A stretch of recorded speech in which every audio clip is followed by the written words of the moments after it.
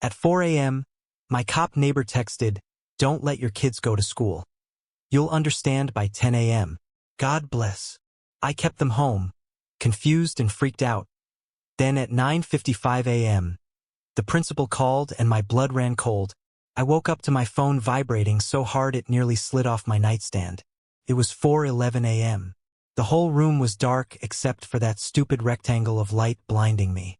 My wife, Lena, mumbled something and rolled over, but I was already sitting up. I'm not the kind of dad who panics easy. I've played pro poker tournaments across Atlantic City and Vegas for over a decade. You learn to stay calm when millions of dollars swing on one stupid decision. But the second I saw the name on my screen, everything inside me tightened. Detective Marcus Sloan. My next-door neighbor. What? The most unshakable guy I know. The kind of man who never texted unless it was urgent. And he sure as hell never texted before dawn. His message was only 7 words. "Don't let your kids go to school today." I stared at it. Read it again. And again. My first instinct was to text back, "What the hell happened?" But my fingers froze before I hit send. Because I could already feel something in my gut. Something thick and cold. Telling me this wasn't a drill or a mistake or a misunderstanding. This was danger. I typed anyway. "Why? What's going on?" He responded in under a minute. "You'll understand by 10 a.m. Stay home." Then, "God help us." That's what broke me. Marcus wasn't religious. Marcus didn't say shit like that. I shook Lena awake. "We're keeping the kids home." She shot upright, instantly alert the way ER nurses learn to be. "Why? Are we on lockdown? Is something happening?" "I don't know yet." Marcus texted. "What did he say?" I handed her the phone. Her breathing changed halfway through reading the message. By the time she looked up at me, her face was pale. "You think it's a shooting?" "I don't know," I said. "But Marcus doesn't scare easy." I tried calling him straight to voicemail. Again. And again. He always answered. Always. The whole house felt like it was holding its breath. By 6:40 a.m., our kids, Maya, 8, and Leo, 6, ran down the stairs expecting cereal and backpacks and normalcy.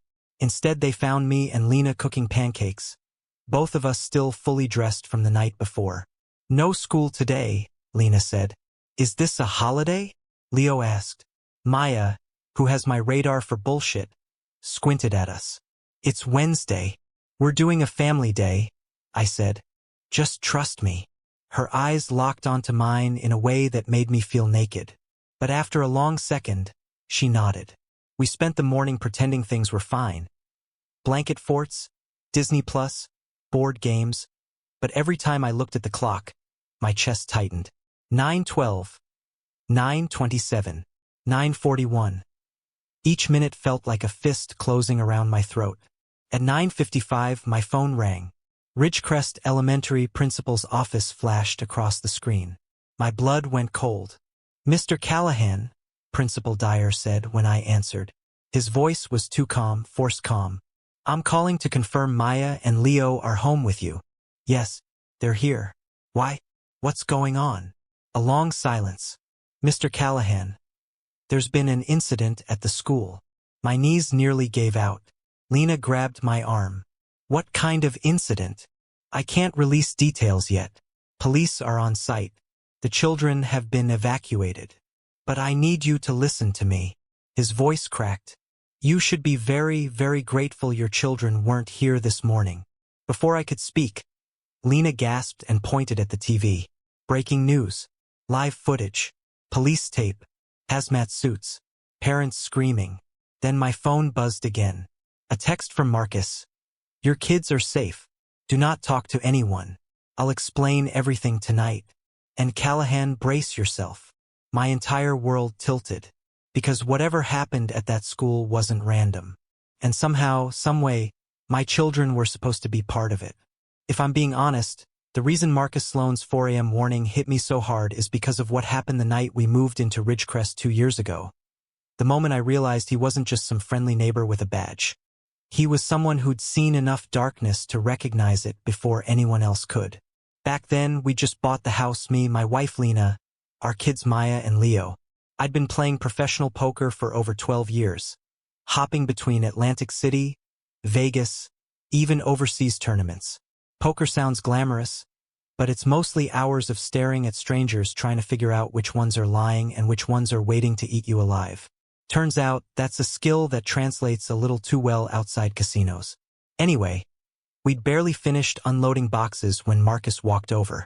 Not the welcome basket type. More like the I need to size you up in case you're trouble type. Big guy, shaved head, arms like concrete slabs. Eyes sharp enough to cut through steel. "You're the Callahans," he said. "House on the corner. Good choice. Has clear views of both streets." Who the hell mentions sightlines during a welcome?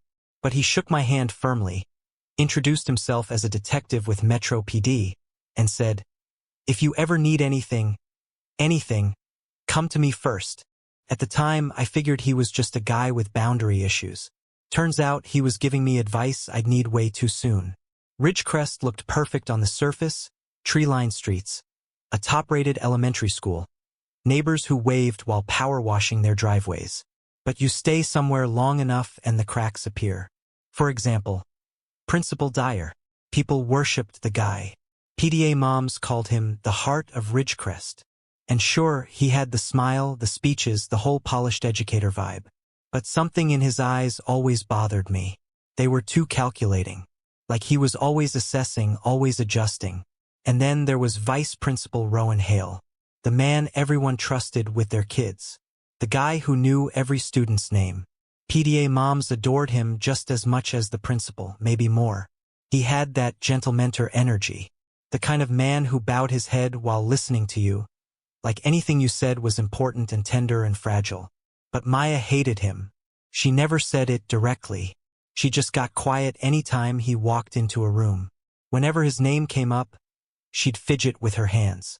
When I asked her why, she'd just shrug and say, "I dunno. He's weird." Kids sense things adults try to rationalize away.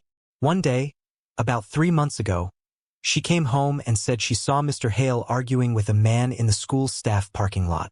"Daddy, he looked mad," she said. "And the other man looked scary." I asked her what she meant by scary. She couldn't explain. She said the man's face didn't move right. Like he wasn't angry or sad or anything. Just blank. Like he was wearing a mask. When I mentioned it casually to Lena, she brushed it off. Probably a vendor or contractor. Kids imagine stuff. I almost agreed. Almost. But something about the way Maya kept her voice low stuck with me. As if she wasn't supposed to talk about it. 3 days later, Vice Principal Hale stopped by her classroom unannounced and asked to speak to her in the hall. When she came home that afternoon, she was pale, clingy, jumpier than usual. She said he told her she'd misunderstood what she saw and shouldn't tell silly stories that might hurt people's feelings. That night, I told Lena something felt wrong. She told me I was being paranoid. Maybe I was. But the look in Maya's eyes that night, the tight, scared, guilty look, never left me. And now, with sirens on TV, hazmat suits at the school, and Marcus sending God help us texts at dawn, I realized Maya hadn't misunderstood anything. She'd seen something she wasn't meant to see, and someone at Ridgecrest Elementary didn't want her talking about it. Someone dangerous. Someone who had planned something for this morning. Something my kids were meant to be inside for. The afternoon of the incident felt like my whole house was wired with electricity. Every sound felt too loud. Every silence felt loaded. The kids played in the living room, but I couldn't keep my eyes off the window or the TV. Lena kept refreshing the local news like something new would magically appear. But it was all the same: Ridgecrest Elementary. Evacuations. Police. Hazmat teams. Reporters speculating about a dangerous material released inside the building. By 2 p.m., a dozen news vans lined the streets near the school. Parents were screaming at the police barricades. Some were crying. Some were begging for answers. One mom kept collapsing against a cruiser, sobbing so hard it looked violent. And every time another update came on, Lena's hand tightened around mine. "Do you think our kids?" She didn't finish. The words died in her throat. "They're safe," I said. They're here. They're okay. But I didn't feel okay. Not even close. Because Marcus still hadn't shown up. And the last message he sent me, brace yourself, kept looping in my head like a bad beat replay. At around 3:30 p.m., the district held a press conference. They said a chemical contamination had been discovered in one of the HVAC systems. They said students had been quickly relocated. They said the situation was contained. Everything about the statement felt sanitized and rehearsed. But then a reporter shouted a question. Can you confirm whether the contamination was intentional? The superintendent paused. Paused too long. No comment. That was the moment I felt my stomach flip. This wasn't an accident. Someone did this. And my kids were kept home hours before it happened. Finally, at 6:12 p.m., I saw headlights pull into my driveway. Marcus climbed out of his SUV wearing the same clothes I'd seen him in yesterday. He moved slowly, like someone carrying invisible weight. When he stepped into the house, he didn't greet us like a friend. He closed the door, locked it, then locked the deadbolt. Lena grabbed my arm. Marcus, what happened? What's going on? He didn't answer. Not at first. He just stood there, breathing through his nose like he was trying not to fall apart. Where are the kids? He asked. In the playroom. Door closed. Good, he said. They shouldn't hear this. He sat down at the kitchen table but didn't touch the coffee Lena poured for him. He looked at me first, straight into me. You ever see something so wrong, he asked quietly, that your brain tries to protect you from understanding it right away? My mouth went dry. Marcus, tell us. He rubbed his face with both hands. There was a plan to release carbon monoxide through the school's HVAC system. His voice cracked. Timed. Controlled. Quiet. No pain. No panic. Just slow poisoning. Lena covered her mouth and made a sound I've only heard once before. When her father died. How many? She whispered. No one died, Marcus said. Because we found it before it activated. But it was set up. Carefully. Deliberately. Then he leaned forward, elbows on the table, staring at the wood grain like it might swallow him. Someone targeted specific classrooms first, he said. The system was rigged so certain vents would receive lethal levels quicker. Not enough to kill instantly, but enough that by the time symptoms showed, it would have been too late. He looked up at me. Your kids' classrooms were in the first batch. My entire body went cold. Hands numb. Heart pounding in slow-motion thuds. Lena whispered. Why? Why our kids? Marcus swallowed hard. Because they weren't just targeting random children, he said. They were targeting families who might cause trouble. What does that mean? He actually hesitated before meeting my eyes. Someone at that school, he said, saw Maya as a liability. A liability. My 8-year-old. Then he said the words that made everything inside me break open. Rowan Hale wasn't supposed to be vice principal. He was a handler. A what? A handler for someone higher. And 3 weeks ago, Maya saw something she shouldn't have. The room went silent. Couldn't breathe. Couldn't think. Could only hear Marcus's next words. And those men were willing to kill an entire school to erase one witness. I don't know how long I sat there after Marcus said those words. It felt like the whole room tilted. Like gravity suddenly changed direction and I was hanging off the edge of the world. Maya. Targeted. My daughter. Lena was shaking. I could hear it in her breath. Thin. Ragged. Barely holding together. Marcus, she whispered. Who would do this? Who would kill children? Marcus didn't look at her. He looked at me. Someone who's been doing it a long time, he said. Someone who knows how to bury bodies behind paperwork. Someone the district trusted. I felt something lodge in my throat, sharp and cold. Tell me who, I said. Vice Principal Rowan Hale, he answered. I expected that. I hated that I expected that. But the twist came immediately after. Except he's not your biggest problem. He paused. Your biggest problem is Principal Dyer. Lena blinked. Dyer? No. He's the one on TV. He was crying. Yeah, Marcus said. He's good at that. It didn't make sense. It made too much sense. My brain was trying to connect dots faster than I could breathe. Marcus leaned forward. Rowan Hale didn't act alone. He wasn't smart enough to plan a coordinated poisoning with a timed HVAC release. He couldn't manipulate budgets, override maintenance logs, or redirect district resources. Hale is a pawn, a follower, a weak man who does what he's told. And Dyer, I forced out. Marcus's jaw tightened. Dyer is a strategist. 20 years in education. 2 school districts. Every campus he's touched has had incidents. Not big enough to draw attention. Never fatal. Never obvious. But once we started digging, he stopped. Looked at me in a way that felt like being punched. Dyer was flagged years ago by internal investigators for possible involvement in a child trafficking ring. Nothing was proven. Evidence vanished. Witnesses moved, disappeared, or recanted. Lena grabbed the table like she needed it to stay upright. No, that's impossible. You're telling me the principal of our children's school is connected to organized crime, Marcus finished. And he's protected. Very protected. I felt heat rising in my chest. Anger hot enough to scorch bone. So what does this have to do with Maya? I asked. Marcus inhaled slowly, carefully. You know that man she saw Hale arguing with? Yes. We identified him, Marcus said. Or rather, we recognized him.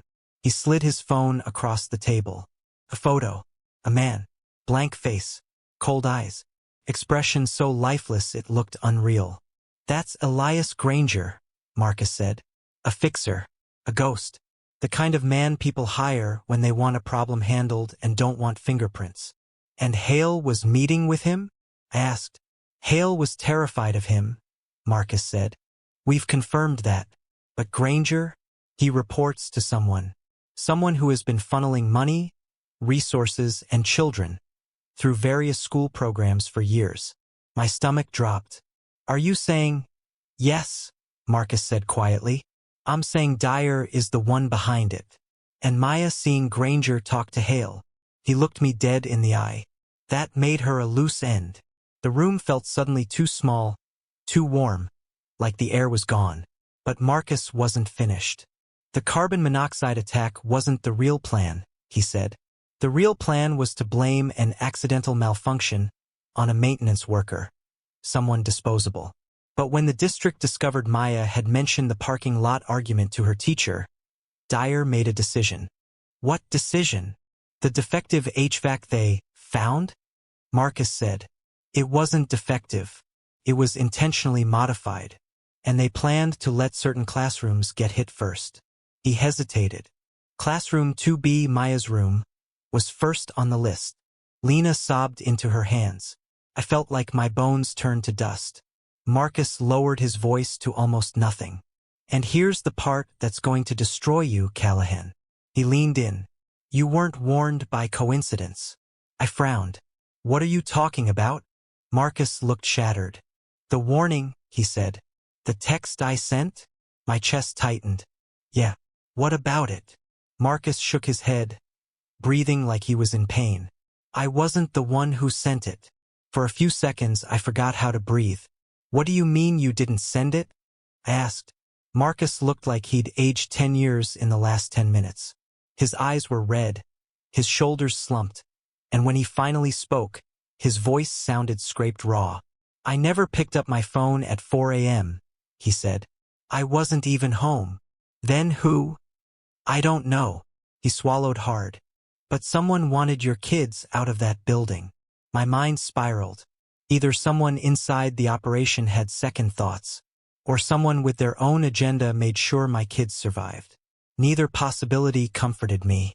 Lena put her hands on the back of a chair to steady herself. Are you saying someone on their side tried to warn us? Marcus shook his head. I'm saying someone with inside access to our secure systems used MY credentials to send that message. His voice grew quieter. Someone who knew exactly which parents needed to stay home. I felt the floor shift under me, because that meant something way worse than a rogue criminal or a guilty conscience.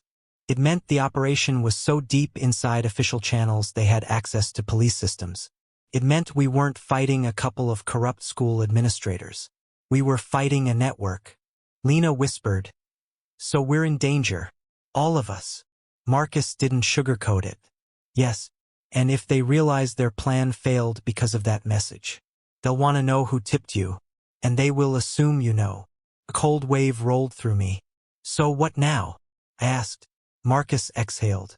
"Now we talk about how to protect your family, and how to take these bastards down." I leaned forward. "Tell me what you need." But instead of answering, Marcus stared at the wood grain of our kitchen table again. The same table Maya draws at, the same one Leo spills cereal on. A normal place. A safe place. Now it felt contaminated with rot. "Dyer and Hale have protection," Marcus said. "Political, financial, criminal, whatever you want to call it. They've been laundering money, falsifying records, moving kids through special programs. And Granger's entire job is to clean up mistakes." He looked up at me. "You're officially a mistake." A numbness washed over me. Cold, thick, absolute. I wasn't scared anymore. I was furious. "What's the plan?" I asked. Marcus hesitated. "The official plan? My captain wants me off the case. Says I'm too close to it now that you're involved." "Then the real plan," I said. He cracked a humorless smile. "That's the one that's going to get us both in trouble." "Good," I said. "Let's hear it." Marcus raked a hand through his hair. "We need evidence. Unshakable evidence. The kind that survives lawyers, indictments, and mysterious file deletions. Something that nails Dyer, Hale, Granger, and whoever's backing them." "Then we get it," I said. "You don't get it," Marcus said. "This isn't some local corruption scheme. There's money coming in from somewhere big. Federal big. The kind that makes people disappear." "Let them try," I said. Lena touched my arm. "No, don't pretend you're invincible. Think about the kids." I looked at her. "I am thinking about the kids. This isn't about revenge anymore. This is survival." Marcus nodded slowly. "There's one person who could crack this open," he said. "Someone who used to work with Hale. Someone who vanished from the district 3 years ago. A whistleblower who tried to expose them once." "Who?" I asked. Marcus hesitated. "Her name is Clara Ward. Former counselor. Disappeared after filing an internal complaint that never saw the light of day." "Where is she now?" Marcus met my eyes. "That's the problem. No one knows. She went underground. The only lead we have is that she left behind a digital dead man's switch. Something that triggers if anything happens to her." "And what does it contain?" Marcus stared at me with a haunted expression. "Everything. Evidence. Names. Accounts. Videos. But the switch never activated, which means she's still alive, or someone disabled it." I leaned back, adrenaline already building a roadmap in my head. "Then we find her," I said. Marcus nodded. "We find Clara Ward. Before Dyer does." If finding Clara Ward was our only hope, I expected Marcus to start listing investigative strategies, data traces, maybe some old contacts he could shake down. Instead, he went silent. Not the thinking kind of silent, the regret kind. "Marcus," I said, "what aren't you telling me?" He didn't look at me. He looked at the front door, like he was expecting someone to kick it in any second. Finally, he ran a hand over his face and said, "There's something I didn't want to bring up unless I had to." "Bring it up." "It's about Clara." He paused, breathing hard. "She didn't disappear on her own." I felt Lena stiffen beside me. "What do you mean?" she asked. Marcus's voice sounded like gravel scraping concrete. "I mean she was taken." That landed like a hammer. But he continued before I could speak. "And we think she was taken by someone she trusted." My jaw clenched. "Dyer." "No," his eyes lifted slowly and locked onto mine. "Clara Ward didn't just work with Hale. She also worked directly with your wife." The room went silent. The kind of silence that vibrates. My brain stalled. "What?" Lena jerked like she'd been slapped. "What the hell are you talking about, Marcus? I've never met Clara Ward." His expression darkened. Are you sure about that? Lena looked furious for half a second, then confused, then suddenly terrified. I don't know, she whispered. I worked in pediatric trauma counseling before I became a nurse. I met a lot of people. But I don't remember her. Marcus didn't soften it. You were her supervisor. What? No. He slid his phone across the table again, this time showing an old staff directory from the Ridgecrest Counseling Network. There was a grainy photo of a young woman. Freckles, glasses, tired eyes. Clara Ward. Counselor. Supervisor. Lena Callahan. Lena stared at the screen like she was looking at a ghost. I don't remember this, she whispered. Because it was wiped from your employment records, Marcus said. And hers. I felt the first tremor of something terrible rising in my chest. Why? I asked. Because Clara filed a report against Dyer, Marcus said. A report she submitted to her supervisor. A report you forwarded. Lena looked like she might vomit. I never filed any report about a principal. You did, Marcus said quietly. But you didn't know what it was. The document was embedded in a batch of routine student wellness notes. You signed the approval because you trusted her, and because it looked normal. I leaned forward, hands cold. What did the report say?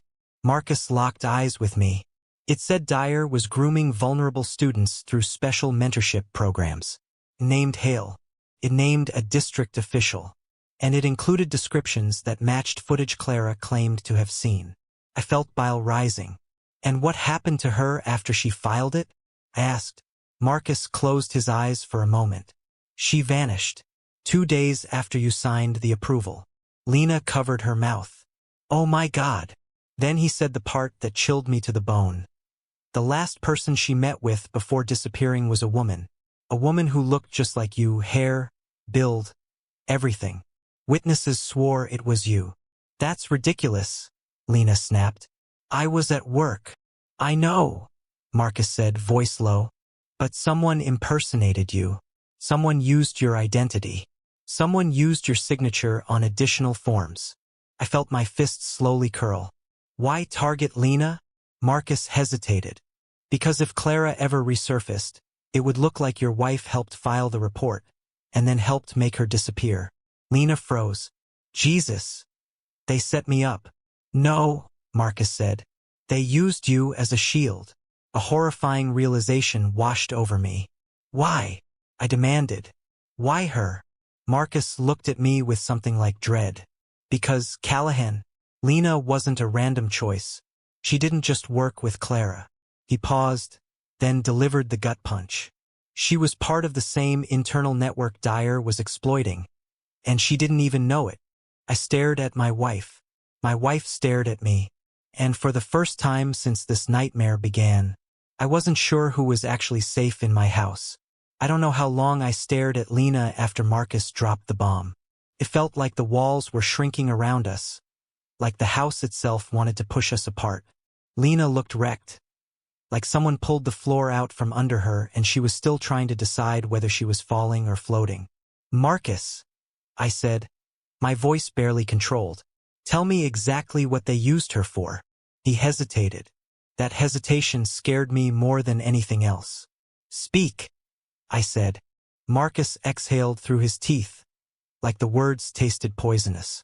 Dyer's whole operation, everything, relies on 2 things: access and cover. He needed people who worked with children, people with training, people who naturally entered private spaces, homes, counseling rooms, hospital rooms, people who asked personal questions and documented vulnerabilities. Lena flinched. Oh God, Marcus continued, voice low and final. He didn't need you to do anything. He just needed your absence of suspicion, your signature, your authority. He used you as a shield. Because a woman with your credentials, a pediatric trauma counselor, later a nurse, was the perfect person to push paperwork through without noticing the rot underneath. I felt sick. He targeted me, Lena whispered. From the start. No, Marcus said. He targeted Clara. You were the collateral. Lena's eyes filled with tears. Angry tears, terrified tears. But why? Why Clara? Why any of this? That's when Marcus finally told us the truth. The horrifying, stomach-dropping, no-sympathy truth. Because Dyer isn't doing this for money, Marcus said. Not really. My blood froze. Marcus leaned forward, elbows on the table, voice quiet and steady, like he needed us to absorb every word exactly as it was. Dyer has spent 15 years building a network that feeds one single obsession. Control. Not sexual. Not financial. Not sadistic pleasure. Control. He let the word hang. Explain, I said tightly. Marcus nodded slowly. He believes children are the cleanest form of influence. Easier to shape. Easier to manipulate. He identifies kids with certain traits, trauma backgrounds, social difficulties, intelligence above their age, or ones with deeply loyal parents. Lena covered her mouth. I felt every hair on my arms stand up. He calls them architects, Marcus said. Kids he thinks can be molded to influence future communities, future schools, future leadership. Dyer thinks he's planning society 10 steps ahead by planting architects, kids shaped under his mentorship, who will one day hold positions of influence. My stomach collapsed inward. So he grooms them, Marcus said. Not in the way most predators do. He grooms their life trajectories.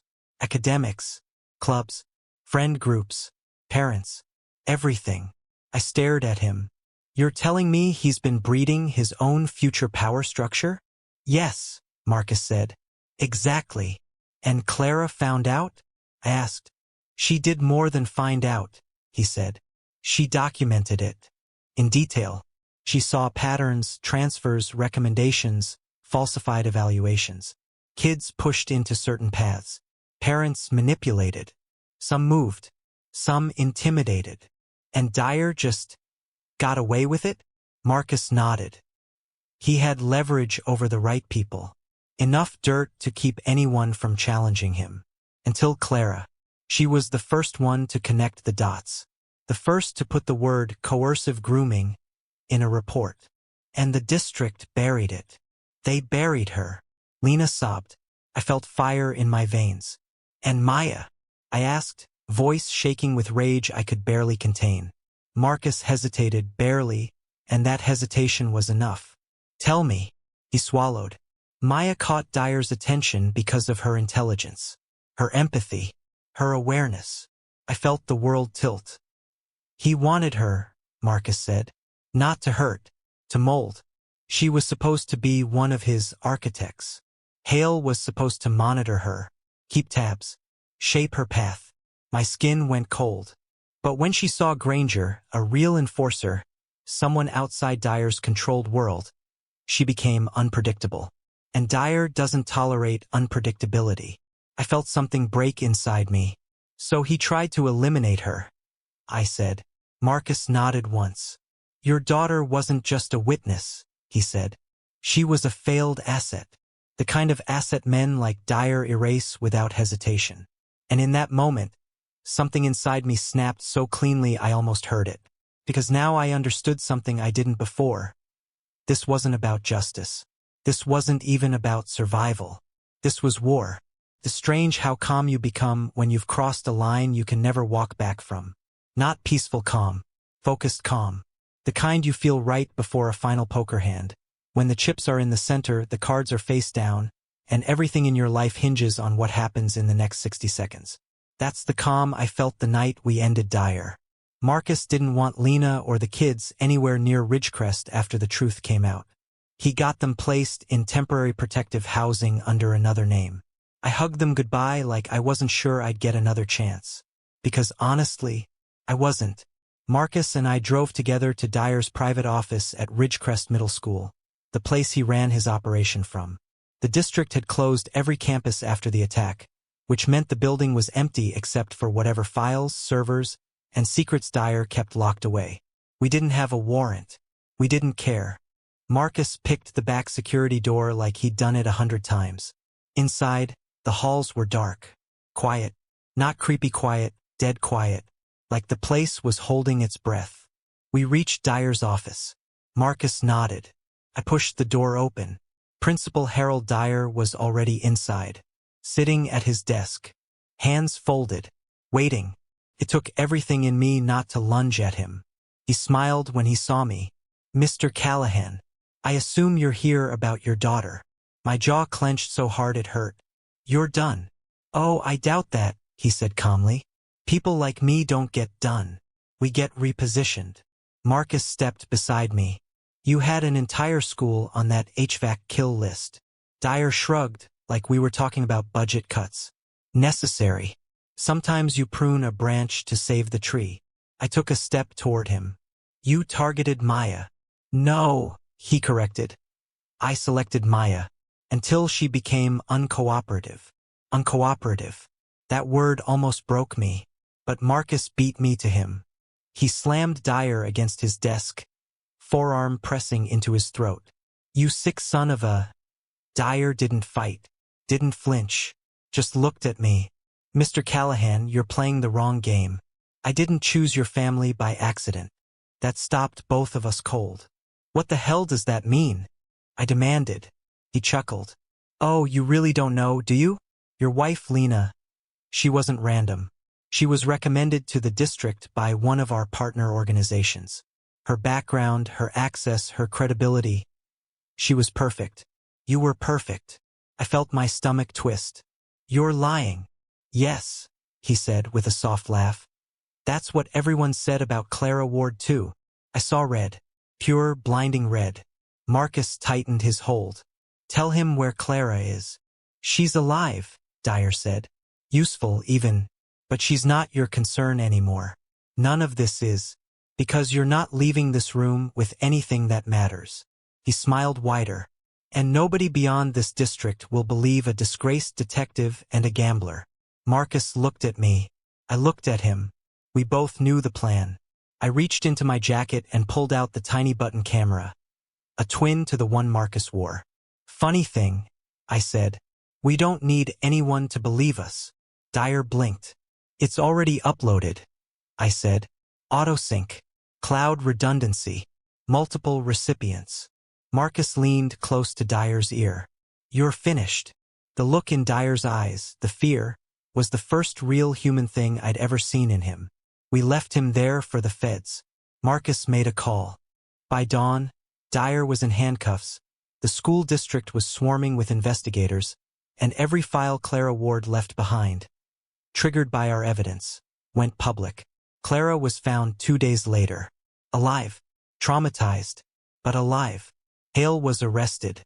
Granger was cornered in a warehouse raid and taken down. 23 officials lost their jobs. 9 were federally indicted. Dyer? Life without parole. And our kids? Safe. Weeks later, I stood in our new backyard, watching Maya and Leo run around with sparklers. Lena slipped her hand into mine. "You did it," she whispered. "You saved us." I shook my head. "No," I said. "We saved us." And when everything finally felt calm and solid and real again, I whispered the line I'd been waiting to say since the day this nightmare started. "Some men play to win, but men like Dyer, they forget I don't fold."